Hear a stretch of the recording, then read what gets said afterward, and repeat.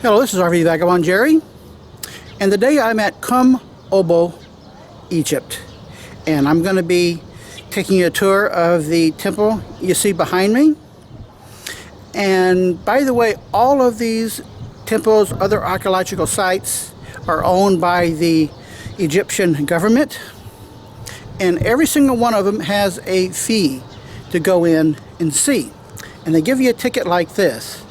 You see it says Kom-Ombo Temple and Crocodile Museum, and this costs 100 Egyptian pounds to come in and see this temple behind me. And also, whenever there's any kind of an indoor museum, then they also charge a photograph fee, usually 50 pounds, but to take videos it's 300-pound fee. And so far I haven't felt that that was worth it, to pay 300 Egyptian pounds to video inside a museum, which often is not really what I would consider video worthy. And if you go to Google and you put in Egyptian pounds conversion to US dollars, then you can do the math as to how much Egyptian pounds are worth. And the guide is the guy that is with us all 2 weeks on this cruise. It's the same man who's going to be guiding through all of these temples and sites. And then we also have some free time to walk around and take our own pictures. I am going to go in the Crocodile Museum and see if it's worth it. I don't know. It's included with the ticket, except for the 300-pound video fee. And the museum is just right beside the temple here. So walk around with me and I'll show you the Kom-Ombo temple. And Kom-Ombo goes in like a bend, and the water goes slowly. The crocodiles could have a rest here, and the people who were living here were afraid of those crocodiles, so they worshipped the crocodile god so big to avoid the problems of those crocodiles in the night. It wasn't a habit at that time to build the temples. So to solve the problem, or to balance, let us say, they built another section and they dedicated the new section to the god Horus, the falcon-headed god, the god of protection. So this is the only temple in Egypt where you see two gods worshipped equally. And everything was like divided into two sections, one for the god Horus and one for the god Sobek. Okay? So Kom-Ombo temple, ladies and gentlemen, is the only temple got the original tour. This is the video I'm standing on over there. The original tour of the temple, granted this wall, the only temple the original tour. All of the other temples, floors have been replaced like that one there at the back. Kom-Ombo temple is the temple was used as a hospital or a sanitarium. There are two evidences for that. One of them that we found here in this temple, two mummies. Here we call the wall of the medical tools or the medical instruments, where they show all the medical instruments were being used in those operations. So the temple was used as a hospital. The temple of Kom-Ombo, Paris, you see much damage happened here. Why is that? Human beings. Who exactly? Muhammad Ali. Not the boxer, no, it's another Muhammad Ali. The other Muhammad Ali I'm talking about here, he was an Albanian king ruling Egypt 1805 till 1845. And he built the factory for sugar further. He was not Egyptian, so he didn't care much about the Egyptian money. That's Muhammad Ali.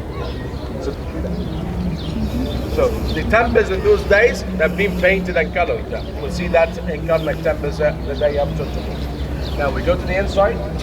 The section of the temple here, Paris, is what? Anybody know the name of the section? Crocodile Hall. Thank you. Some of the class. Hypostyle hall, the 12 columns should be supporting the roof. And now look at the roof, dismantled by Muhammad Ali. See some slabs of the stone still up there. And this is a good chance to learn about roofing the temples. How did the ancient Egyptians used to roof the temples? They used to build the columns first, then fill these hypostyle hall with sand, all the way up to the tops of the columns.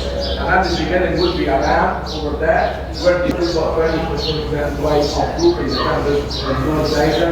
Mind you, they didn't have any place or technology, so they were using nature. So that's about roofing the temple, saying that this is the King Ptolemy, and behind the King Ptolemy is in the lady. This is the goddess Hathor, the goddess Hathor, the wife of the god Horus. Okay, so behind the goddess Hathor we're looking at another god here. His name is Thot, T-H-O-T, the god Thot, the god of writing and wisdom. He has taken two forms. One of them was the ibis. You see the ibis bird facing of them. And the second form was the baboon. The baboon or the ibis, the same thing. This is Horus, the father, the son of Isis and Osiris. I was looking about him yesterday. Okay? And here, Horus the son of Horus and Hathor. Have I managed to confuse you? Okay. We're having the god Osiris.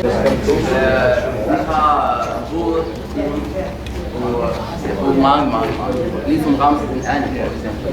Ramsen anden, han elsket Katar, han med dem, men han har mere.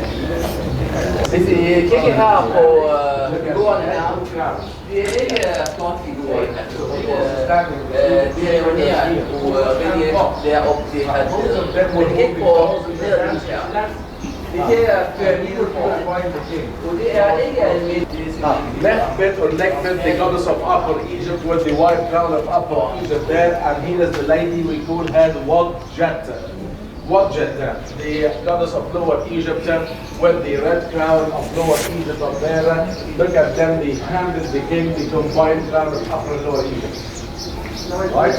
So they are announcing him like the king of Upper and Lower Egypt now. And behind Ptolemy there are two ladies, can you see that? This is his wife and his daughter, Queen Cleopatra 3 and 4. It is worth mentioning that within those days or years of the Ptolemaic reign, we had 12 kings took the title of Ptolemy and 7 queens with the title Cleopatra. This is 3 and 4. The most famous one of them was Cleopatra 7, the one we are calling here Elizabeth Taylor of the Pharaonic period. So that's 3 and 4. The King Ptolemy is there, and these are the 3 procedures of the coronation festival. Well, realize that there are some jokes made on them by the Egyptian workers, like the 2 left hands and hands till the knees. Thank you, Chris, for taking my £5. Yeah, follow me, please. A granite base to place the boat of the god, as I was saying yesterday. And between 2 of the rooms, there is another room that underneath. The other room got 2 entrances, one between 2 of these sections here, and one behind the section there. Okay, who should be praying here? The king and the high priest. Well, he was praying here, one of the other priests of as a hospital. So many people used to come here searching healing, and that's where the doctors used to see them. The doctors, yes. The physicians, yes. I mean the priests of the temple. Building, sending, because the temple was dismantled, we can see that. See the gap here into the space? That's where they used to leave a piece of British culture. Det var kun til at fungere som en base for statue med det hellige mål, eller hellige skib. You know them, huh? They are not Chinese. They are ancient Egyptians. Here they are. And next to the cups you see, this is a papyrus scroll. Why is that? Prescriptions. Yes, in this temple we did find some papyrus prescriptions. The prescriptions where the letter looks like R that ends with a very long thing. This is the opposite side of the eye of the god Horus. Okay, and the prescriptions we found here, we found that depiction, that painting on top of, yes, brain operations. He ended up in mummies anyway, but the operation was made. Of the ladies, and the ladies giving birth. Nowadays we go back to that birthing stools or the birthing chairs because they are, I think they're similar to what we do. They store stuff. Now this is the nilometer. The nilometer or the nilometer, this is how to measure the depth of the water or the height of the water in the Nile. That was connected with the Nile through a canal underneath. If the water got higher here, it means that the water has gone higher there, and they had a system for everything. And when it came to taxation, the only thing to tax the people on was agriculture, the main industry in those days. So, and he used to go back to the king and tell him, this is the amount of water we are having the flood this year, and this is the amount of crops we expect to get. And the king would calculate and say, so this is the amount of crops or gold to be paid as taxes that was taken either to the palace of the king or to the temple here.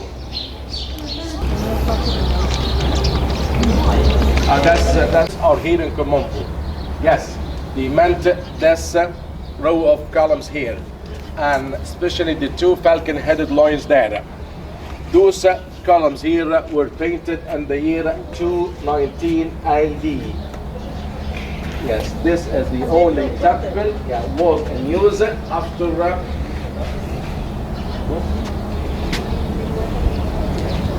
sarcophagus here. Those were used in mummification. The mummified crocodiles. They worship the crocodile got so big, and after the death of those crocodiles, they mummified them. 3 kilometers away from this place, from the temple here, we did find a vast cemetery for the crocodiles. 4 square kilometers cemetery for crocodiles.